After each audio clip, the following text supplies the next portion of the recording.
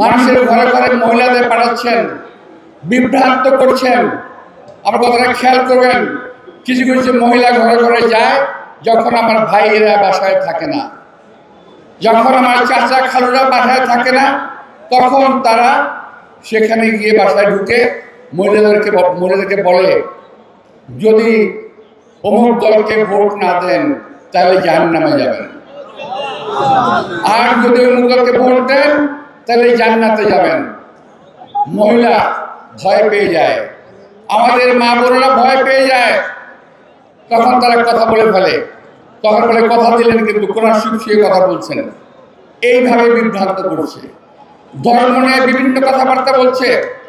এরা ভোটের জন্য মন্দিরে গিয়ে গীতা পাঠ করে, এরা ভোটের জন্য মন্দিরে গিয়ে গড় প্রণাম করে, এরা ভোটের জন্য বিধর্মী রেওয়াজ অনুযায়ী মহিলাদের সঙ্গে বেলেল্লাপনা করে, এরা দাঁড়িয়ে টুপি মাথায় রেখে সুন্নতের সঙ্গে বেয়াদবি করে, সুন্নতের খেলাফ করে ওরা ভোট পাওয়ার চেষ্টা করছে।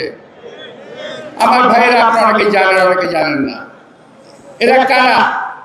এরা মওদুদিবাদে বিশ্বাস করে, এরা মওদুদিবাদে বিশ্বাস করে।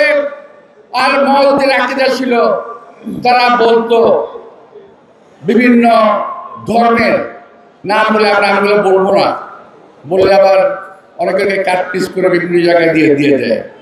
বিভিন্ন নাম বলে, কখনো বলে বিষ্ণু, কখনো বলে কৃষ্ণ, কখনো বলে পিথাগোরাস, কখনো আরো অনেকের নাম বলে। বলে কি জানেন? এরা সবাই নাকি নবী ছিল। ভাবা যায়, ধর্মকে বিক্রি করে, ধর্মকে বিকৃত করে একটি ভোটের জন্য, ক্ষমতায় যাওয়ার জন্য এই দেশের নিরীহ ধর্মপ্রাণ মানুষকে এরা কিভাবে বিভ্রান্ত করছে।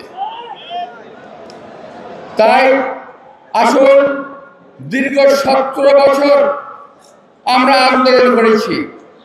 বিএনপির এমন একটা নেতা কর্মী নাই যারা শান্তি মতো ঘরে থাকতে পেরেছে। বিএনপির এমন একটা নেতা কর্মী নাই যারা জেল খাটে নাই।